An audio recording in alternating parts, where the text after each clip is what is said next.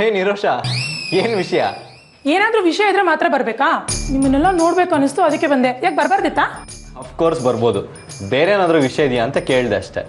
ಹಾಗೇನಿಲ್ಲ, ನೀವಂತೂ ನನ್ನ ನೋಡಕ್ಕೆ ಬರೋದಿಲ್ವಲ್ಲ, ಅದಕ್ಕೆ ನಾನೇ ಬಂದೆ. ಬರಬೇಕಾದ್ರೆ ಇನ್ನು ಮುಂದೆ ಬರ್ತಾರೆ ಬಿಡಿ. ಹಾಂ, ಏನಂದ್ರಿ? ಏನಿಲ್ಲ, ನಾನೇ ಬರಬೇಕಂತಿದ್ದೆ. ಬಟ್ ಅಷ್ಟರಲ್ಲಿ ಅಮ್ಮ ಕಿಡ್ನಾಪ್ ಆಗಿದ್ದು ಮತ್ತು ಮನೇಲೆಲ್ಲ ತುಂಬ ಟೆನ್ಷನ್ ಇತ್ತು, ಅದಕ್ಕೆ ಬರಲಿಕ್ಕಾಗಿಲ್ಲ. ಓ,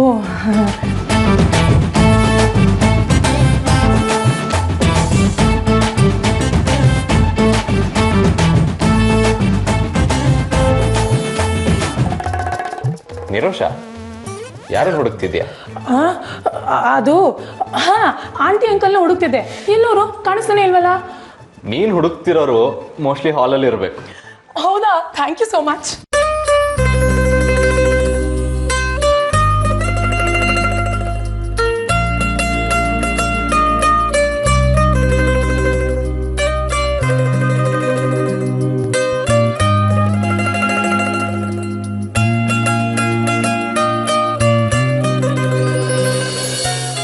ಅಂಕಲ್, ನಾನೇನು ಹೊರಡ್ತೀನಿ. ಹೌದಾ? ಎಲ್ಲರನ್ನು ಮಾತಾಡಿದ್ಯಾ? ಹ್ಞೂ ಅಂಕಲ್, ಎಲ್ಲರನ್ನೂ ಮಾತಾಡಿಸ್ದೆ.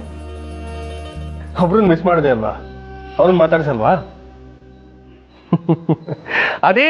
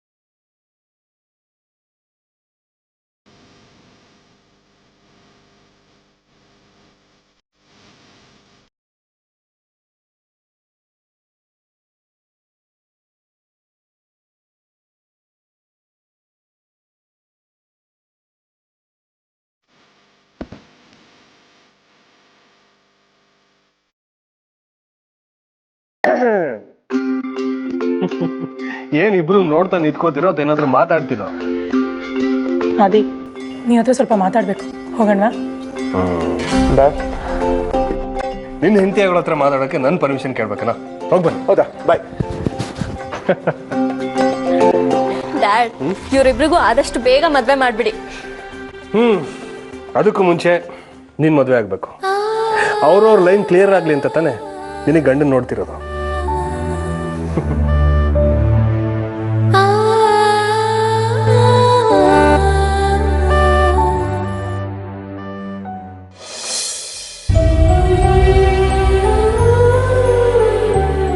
ಏ ಲೂಸು, ಯಾಕೆ ಕಣ್ಣಲ್ಲಿ ನೀರು? ನಾನಿನ್ನ ಮೊದಲಿನ ಥರ ಆಗ್ತೀಯ ಅಂತಾನೆ ಅನ್ಕೊಂಡಿರ್ಲಿಲ್ಲ.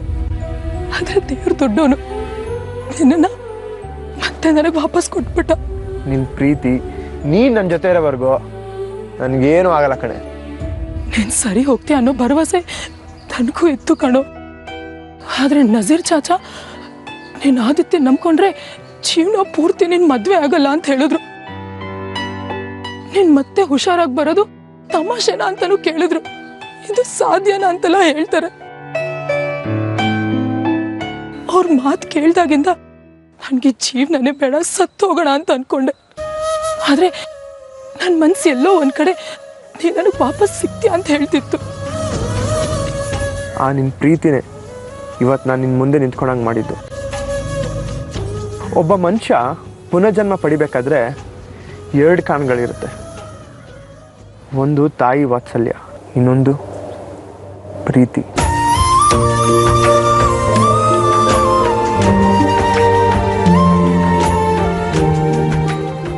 ನನಗೆ 2 ಸಿಕ್ಕಿದೆ, ಅದಕ್ಕೆ ಪುನರ್ಜನ್ಮ ಪಡ್ಕೊಂಬಂದು ನಿನ್ನ ಮುಂದೆ ನಿಂತಿದ್ದೀನಿ. ನೋಡು, ನೀನು ಮತ್ತೆ ಮೊದಲಿನ ಥರ ಗಲಾಟೆ ಅದು ಇದು ಅಂತ ಹೋಗ್ಬೇಡ. ಇನ್ಮೇಲಾದರೂ ಸಿಟ್ಟಿನ ಕಡಿಮೆ ಮಾಡ್ಕೊ. ಅದು ಹಾಗಲ್ಲ. ನೀನು ಪ್ಲೀಸ್ ಮುಂದೆ ಏನೂ ಹೇಳಬೇಡ. ನಾನು ಏನು ಹೇಳ್ತೀನೋ ಅದನ್ನು ಮಾಡು. ಇನ್ಮೇಲೆ ನೀನೇನಾದರೂ ಗಲಾಟೆ ಅಂತ ಹೋದರೆ ನನ್ನ ಮೇಲೆ ಆಣೆ. ಸರಿ ಕಣೆ, ನಿನ್ನ ಖುಷಿನೇ ನನ್ನ ಖುಷಿ. ನೀನ್ ಹೀಗೆ ಲೈಫ್ ಲಾಂಗ್ ನಗ್ನಗ್ತಾ ಇದ್ರೆ ನಂಗೆ ಅಷ್ಟೇ ಸಾಕು. ಲೋ ಇಲ್ಲಿ ನೋಡ್ಲ ಮಗ ಬಾಂಬೆ ಮಿಟ್ ಅಂತಿದೆ. Hi sweetie, how are you? You stupid. ಲೇ ಪಾರಿವಾಳ ಇಂಗ್ಲಿಷ್ ಮಾತಾಡ್ತದ ನೋಡ್ಲ ಮಗ. ಬಾಯ್ ಮುಚ್ಕೊಂಡು ಹೋಗ್ತೀಯೋ ಇಲ್ವೋ? ನಿನ್ನ ಆಪಲ್ ಕನ್ನೆಗೆ ಸಿಟ್ಟಷ್ಟು ಚೆನ್ನಾಗಿ ಕಾಣಲ್ಲ. B cool baby.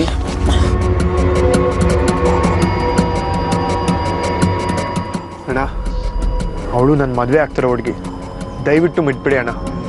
ಏಯ್ ನೋಡ್ರು, ಸರ್ ಬೇಡ ಅಂತವ್ರ, ಬಿಟ್ಬಿಡೋಣ. ಬೇಬಿ, ಇವ್ನು ನಂಬ್ಕೊಂಡು ಕೂತ್ಕೊಂಡ್ರೆ ನಿನ್ನ ಯಾರೇ ಬಂದು ರೇಪ್ ಮಾಡ್ತಾ ಇದ್ರು ಅಣ್ಣ ಅಂತ ಕೈ ಮುಗಿತವನೆ. ಅದೇ ನನ್ನ ಜೊತೆಲ್ ಬಾ, ಯಾರಾದರೂ ನೀನು ಮುಟ್ಟೋದಿರಲಿ, ಕಣ್ಣೆತ್ತಿ ನೋಡಿದ್ರು ಕೂಡ ಮಟಾಶ್ ಮಾಡಿಬಿಡ್ತೀನಿ. ಏನಂತೀಯ, ಬರ್ತೀಯಾ? ಸರ್ ಪ್ಲೀಸ್, ದಯವಿಟ್ಟು ಈ ರೀತಿ ಮಿಸ್ಬಿಹೇವ್ ಮಾಡಿಬಿಡಿ ಸರ್, ಸರಿ ಹೋಗಲ್ಲ. ಏನು ರಿಕ್ವೆಸ್ಟ್ ಮಾಡ್ಕೋತಾ ಇದ್ಯಾ? ನಿನ್ ಮುಂಚಿನ ಕೋಪ ಆವೇಶ ಎಲ್ಲ ಎಲ್ಲೋಯ್ತು? ನೀನ್ ಸರಿ ಹೋಗಿದ್ಯಾ, ಆದ್ರೆ ಮೊದ್ಲಿನ ತರ ಇಲ್ಲ. ಅದೇ ನಾ ಮುಂಚಿನ ತರ ಇದು ಏನ್ ಮಾಡ್ಬೇಕಾಗತ್ತೆ? ನಿನಗೆ ನಾನು ಈ ರೀತಿ ತಾನೇ ಇದ್ರೆ ಇಷ್ಟ? ನೋಡ ಮಗ, ಹುಡುಗಿ ವೈಲೆಂಟು, ಬಾಯ್ ಫ್ರೆಂಡ್ ಸೈಲೆಂಟು, ನನಗೆ ಫುಲ್ ಮಿಲ್ಸು. ಏಯ್ ಬೇಬಿ, ಈ ಸೈಲೆಂಟ್ ಹುಡುಗನ ಬಿಟ್ಟು ಈ ವೈಲೆಂಟ್ ಹುಡುಗನ ಜೊತೆ ಬಾ, ನಿನಗೆ ಸ್ವರ್ಗನೇ ತೋರಿಸ್ಬಿಡ್ತೀನಿ. ಏನೋ ಮಗ, ನಿನಗೆ ಹೊಡೆದ್ಬಿಟ್ಲು? ಎಷ್ಟೇ ಕೊಬ್ಬು ನಿನಗೆ? ನನ್ನ ಕೆನ್ನೆಗೆ ಹೊಡೆದ್ಬಿಟ್ಟಿಯಲ್ಲ, ಈಗ ನೋಡು ಏನ್ ಮಾಡ್ತೀನಿ ಅಂತ. ಮುಂಚಿನ ತರ ಆಗಿಲ್ಲ.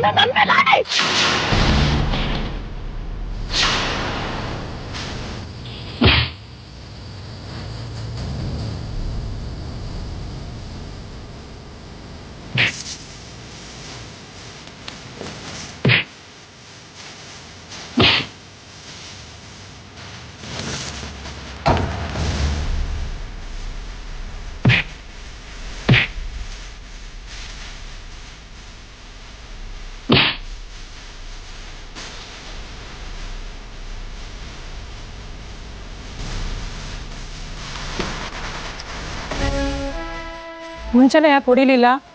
ನೀನ್ ತಾನೇ ಹೇಳಿದ್ದು ಯಾರ ಹತ್ರ ಜಗಳ ಮಾಡ್ಕೊಂಬೇಡ ಅಂತ, ಆಣೆ ಮಾಡಿಸ್ಕೊಂಡಲ್ಲ. ಸಾರಿ, ತಪ್ಪಾಯ್ತು. ನಿನ್ ಮುಂಚಿನ ತರ ಇದ್ರೇನೆ ಚಂದ, ಹಾಗೆ ಇರು.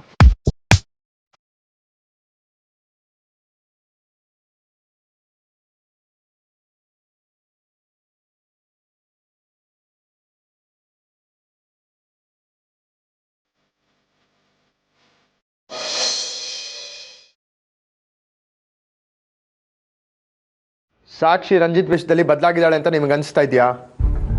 ಈಗ ಯಾಕೆ ಈ ಪ್ರಶ್ನೆ? ಅವಳು ರಂಜಿತ್ನ ಸಂಪೂರ್ಣವಾಗಿ ಮರ್ತಿದ್ದಾಳೆ. ನೀನು ಮತ್ತೆ ಮತ್ತೆ ಈ ವಿಷಯನ ಕೆದಕಿ ಅವಳಿಗೆ ನೆನಪರೋ ಹಾಗೆ ಮಾಡಬೇಡ.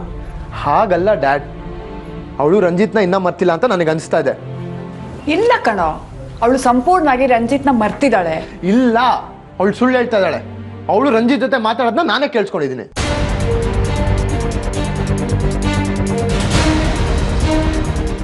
ಅವಳು ತನ್ನ ಮೊಬೈಲಲ್ಲಿ ರಂಜಿತ್ ಹೆಸರನ್ನ ಪ್ರಿಯಾ ಅಂತ ಸ್ಟೋರ್ ಮಾಡ್ಕೊಂಡಿದ್ದಾಳೆ.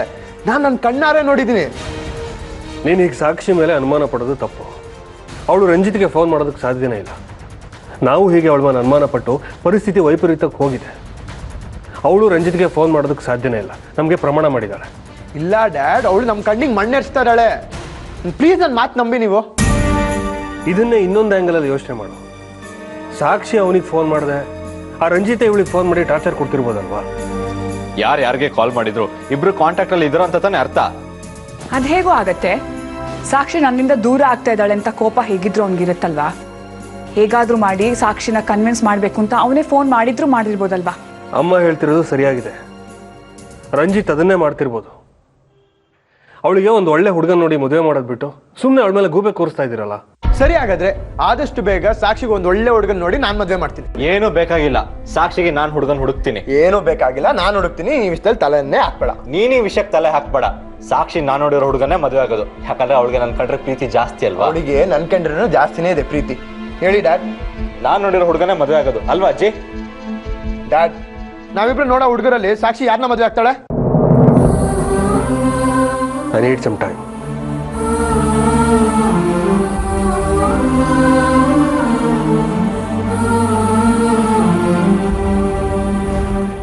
ಹೌದು, ನಮ್ಮ ಅಕ್ಕಂಗೆ ಹುಡುಗನ್ ನೋಡಿ ಅಂತ ಹೇಳಿದ್ದು. ಆದಷ್ಟು ಬೇಗ ನೋಡ್ತೀರಲ್ಲ. She's about 5'5". ಹಲೋ ಬಾಸ್, ನೀವೇ ನನ್ನ ತಂಗಿಗೆ ಹುಡ್ಕೋದ್ ಬೇಡ, ಇಡೀ ಫೋನ್ನ. ಆದಿತ್ಯ ಏನ್ ಮಾಡ್ತಿ? ಯಾಕೋ ಕಟ್ ಮಾಡ್ದೆ? ಯಾಕಂದ್ರೆ ಸಾಕ್ಷಿ ಗಂಡು ಹುಡ್ಕೋದ್ ನಾನು, ಅದಕ್ಕೆ. ನಾವ್ ನನ್ಗೂ ಅಕ್ಕ ತಾನೆ, ನಾನ್ ನೋಡ್ತೀನಿ. ನಿನಗೂ ಅಕ್ಕನೇಪ್ಪ, ಅದೇ ನಿನಗಿಂತ ಮುಂಚೆ ಹೊಡ್ತಾನೆ ಯಾರು? ನಾನ್ ತಾನೆ. ಮುಂದೆ ನಿಂತು ಮದುವೆ ಮಾಡ್ಬೇಕು ಅಂತ ಯಾರು? ನಾನ್ ತಾನೆ. ಇದ್ರಲ್ಲಿ ನೀನ್ ಇಂಟರ್ಫಿಯರ್ ಆಗ್ಬೇಡ. ಈ ವಿಷಯದಲ್ಲಿ ದೊಡ್ಡವರು ಚಿಕ್ಕವರು ಅನ್ನೋ ಪ್ರಶ್ನೆ ಬರಲ್ಲ. ನೀನ್ ರಿಕವರ್ ಆಗದೆ ಇದ್ರೆ ಈ ಜವಾಬ್ದಾರಿ ನಂದು ತಾನೆ.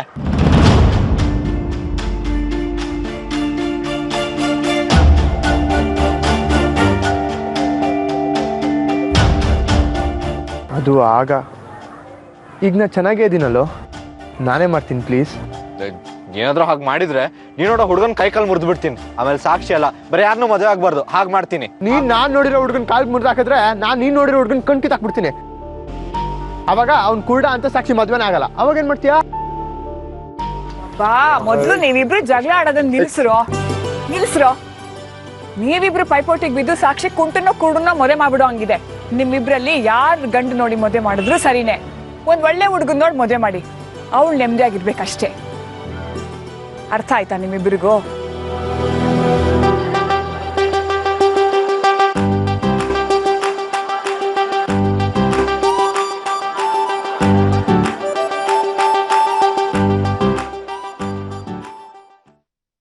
ಏಯ್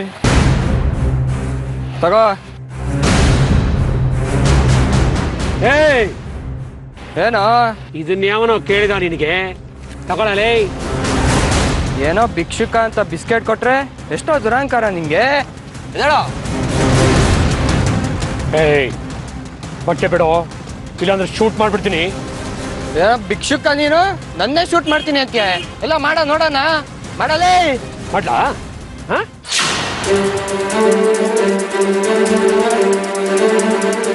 ಏನೋ ಮಾಡ್ಲಾ ಶೂಟು?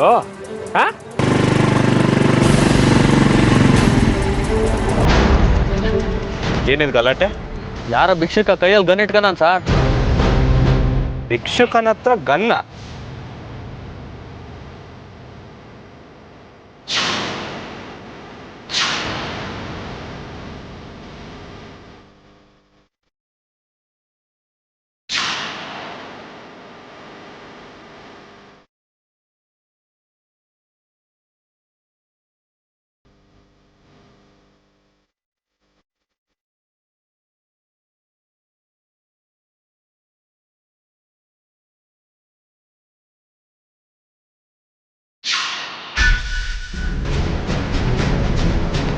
ನೀನು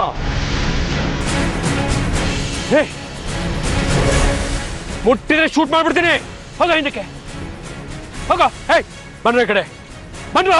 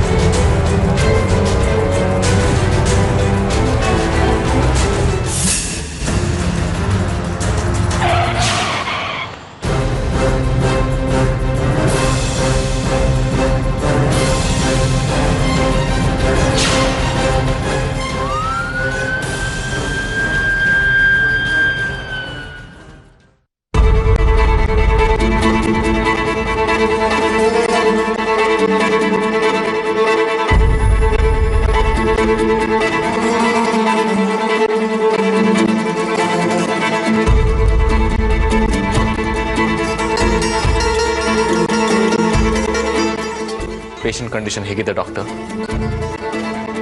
ಇವರೀಗ ಕೋಮದಲ್ಲಿದ್ದಾರೆ ಸರ್. ಸರಿ ಹೋಗಕ್ಕೆ ಎಷ್ಟು ದಿನ ಬೇಕಾಗ್ಬೋದು? ಈಗಲೇ ಹೇಳೋದಕ್ಕಾಗಲ್ಲ ಸರ್. ಇಷ್ಟೇ ದಿನದಲ್ಲಿ ಸರಿ ಹೋಗ್ತಾರಂತ ಕರಾರುವಕ್ಕಾಗಿ ಹೇಳೋದಕ್ಕಾಗಲ್ಲ. 10 ದಿನ ಆಗ್ಬೋದು, 10 ವರ್ಷನೇ ಆಗ್ಬೋದು. ಪೇಷಂಟ್ ಕಂಡೀಷನ್ ಬಗ್ಗೆ ಹೇಳೋದಕ್ಕಂದ್ರೆ ಇನ್ನೂ ಸ್ವಲ್ಪ ದಿನ ಹೋಗ್ಬೇಕು ಸರ್. ಓಕೆ, ಇವರು ಪ್ರೊಟೆಕ್ಷನ್ಗೆ ಒಬ್ಬ PC ನಿಲ್ಲಿಸಿರ್ತೀನಿ. ಸರಿ ಸರ್, ಬನ್ನಿ ನನ್ನ ಜೊತೆ.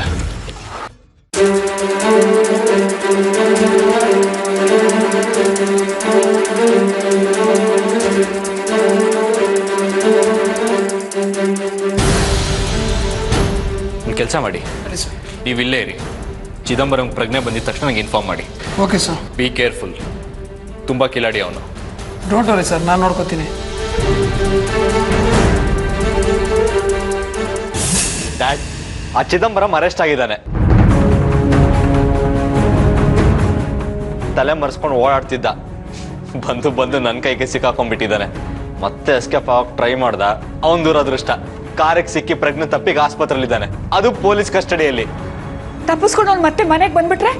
ಅಮ್ಮ, ಯಾಕೆ ಇಷ್ಟೊಂದು ಗಾಬರಿ ಆಗ್ತೀಯಾ? ನನಗೋಸ್ಕರ ಅಲ್ಲ ಸೂರ್ಯ ಗಾಬರಿ, ಮತ್ತೆ ವಾಪಸ್ ಬಂದು ನನಗೇನಾದ್ರು ಮಾಡ್ಬಿಡ್ತಾನೇನೋ ಅಂತ ಆರ್ತಿ ಹೆದರ್ಕೋತಾಳಲ್ಲ. ಬದುಕಿದ್ರೆ ತಾನೆ ಅವ್ನಿಗೀಗ್ಲೇ ಅವ್ನ ಗತಿ ಕಾಣಿಸ್ಬಿಟ್ಟು ಬರ್ತೀನಿ. ಆದಿ, ದುಡುಕ್ಬೇಡ. ಅವನಿರೋದು ಪೊಲೀಸ್ ಕಸ್ಟಡಿಯಲ್ಲಿ, ಅದು ಕೋಮಾ ಸ್ಟೇಜಲ್ಲಿ. ಅವನಿಗೆ ಯಾವಾಗ ಪ್ರಜ್ಞೆ ಬರುತ್ತೆ ಅಂತ ಡಾಕ್ಟರ್ ಕೂಡ ಹೇಳಕ್ಕಾಗ್ತಿಲ್ಲ. ಅವ್ನು ಈಗಿರೋ ಪರಿಸ್ಥಿತಿಯಲ್ಲಿ ನಮ್ಗೆ ಯಾವ ತೊಂದರೆನೂ ಕೊಡೋಕ್ಕಾಗಲ್ಲ. ಆದಿ, ಅವನು ಬದುಕಿರಬಾರ್ದು, ಸತ್ರನೇ ಒಳ್ಳೇದು. ಆದಿ ಪ್ಲೀಸ್, ಸ್ವಲ್ಪ ತಾಳ್ಮೆಯಿಂದಿರು, ದುಡುಕ್ಬೇಡ. ಇನ್ನೊಬ್ಬ MLA ಮಗ. ಬಟ್ ನಾ ಶಶಾಂಕ್ ಅವ್ರು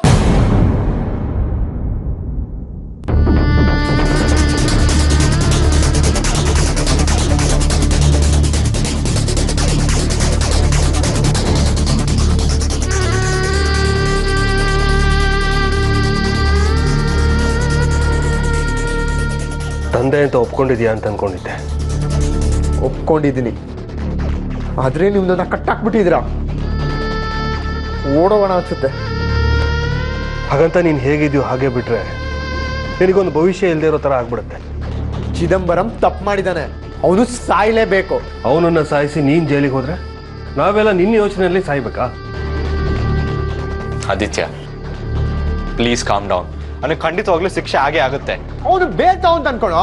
ಹೈಕೋರ್ಟಿಗೆ ಹೋಗೋಣ, ಆದರೆ ನೀನು ಯಾವುದೇ ಕಾರಣಕ್ಕೂ ದುಡುಕಿ ನಿರ್ಧಾರ ತಗೊಳ್ಳೋ ಹಾಗಿಲ್ಲ. ನಿನ್ನ ತಾಯಿ ಮೇಲಾಣೆ.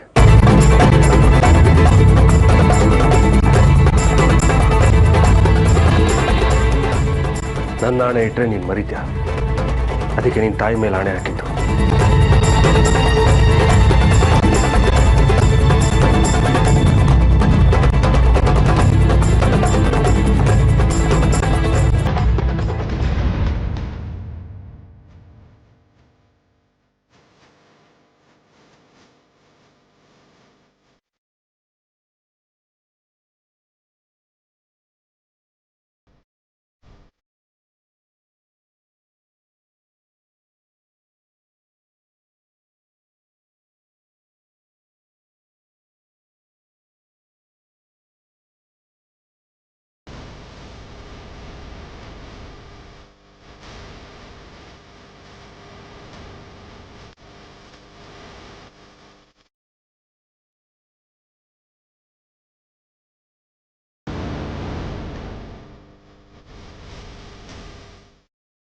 ಡಾಕ್ಟರ್, ಇವ್ರಿಗೆ ಯಾವಾಗ ಪ್ರಜ್ಞೆ ಬರುತ್ತೆ?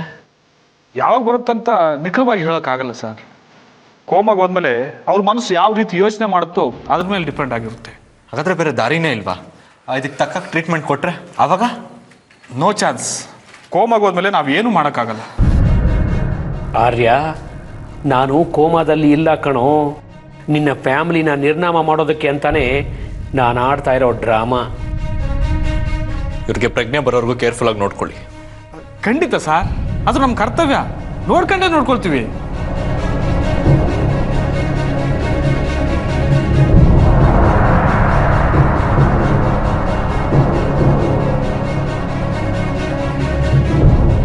ಸರ್, ನೀವು ತಪ್ಪು ತಿಳ್ಕೊಳ್ಳಲ್ಲ ಅಂದರೆ ನಾನು ಮಾತಾಡಲ್ಲ. ಹೇಳಿ. ನಾನು ಚಿಕ್ಕ ವಯಸ್ಸಿನಲ್ಲಿದ್ದಾಗ ಹೋಮ್ವರ್ಕ್ ಮಾಡಬೇಕಾಗುತ್ತೆ ಅಂತ ನಿದ್ದೆ ಬಂದಿರೋ ಥರ ನಾಟಕ ಮಾಡ್ತಿದ್ದೆ. ಆಗ ನಮ್ಮ ಅಪ್ಪ ಪಿನ್ ತಗೊಂಡು ಚುಚ್ಚಿಬಿಡ್ತಿದ್ರು. ನೋವು ತಡೆಯೋಕ್ಕಾಗದೆ ಎದ್ಬಿಡ್ತಿದ್ದೆ ಸರ್. ಅದೇ ಥರ ಚಿದಂಬರಂಗೂ ಪಿನ್ ತಗೊಂಡು ಚುಚ್ಚಿದ್ರೆ ಅವನು ನಿಜವಾಗೂ ಕೋಮಾಗ ಹೋಗಿದ್ದಾನಾ ಅಥವಾ ನಾಟಕ ಮಾಡ್ತಿದ್ದಾನ ಅಂತ ಗೊತ್ತಾಗುತ್ತೆ ಸರ್. Good, very good. ಬನ್ನಿ ಚೆಕ್ ಮಾಡೋಣ.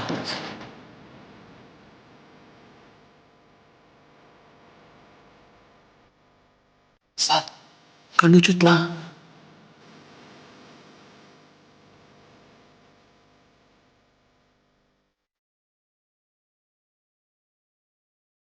ಒಂದು ನಿಮಿಷ.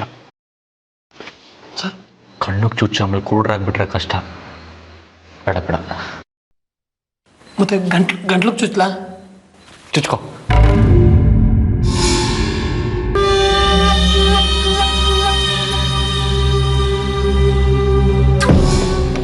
ಒಂದು ನಿಮಿಷ. ಉಸಿರಾಡಕ್ಕೆ ಆಮೇಲೆ ತೊಂದರೆ ಆಗ್ಬಿಡುತ್ತೆ, ಬೇಡ. ಹಾಗಾದ್ರೆ ಇಲ್ಲೂ ಚುಚ್ಚಲ ಸರ್? ಬೇಡ ಬೇಡ, ಲಂಗ್ ಪಂಚರ್ ಆಗಿ ಚಿದಂಬರಮ ಪಂಚರ್ ಆಗ್ಬಿಡ್ತಾನಷ್ಟೇ. ಹಾಗಾದ್ರೆ ಕೈಗೆ ಚುಚ್ಚಲ ಸರ್? ಒಳ್ಳೆ ಐಡಿಯಾ, ಅಲ್ಲಿಗೆ ಚುಚ್ಚು, ಯಾವ ಪ್ರಾಬ್ಲಮೂ ಇರಲ್ಲ.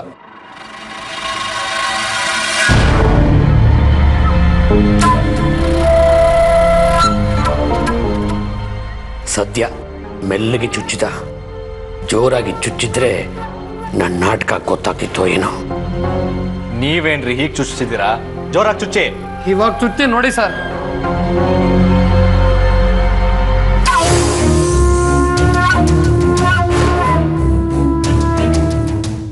ಸರ್, ಚಿದಂಬರಂ ನಿಜವಾಗೂ ಕೋಮೋಗಿದ್ದಾನೆ ಅನ್ಸುತ್ತೆ ಸರ್. ಹೀಗೇನು ಮಾಡೋದು ಸರ್? ಸರಿ, ಬೇರೆನಾದ್ರೂ ಪ್ಲಾನ್ ಮಾಡೋಣ ಬನ್ನಿ.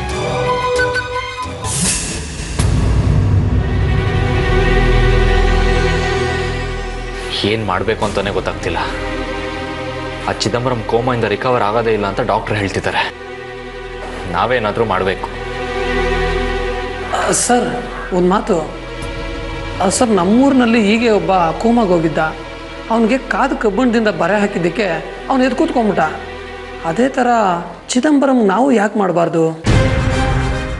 ಮಾಡ್ಬೋದು, ಆದರೆ ಇವತ್ತು ಬೇಡ, ನಾಳೆ ಮಾಡೋಣ.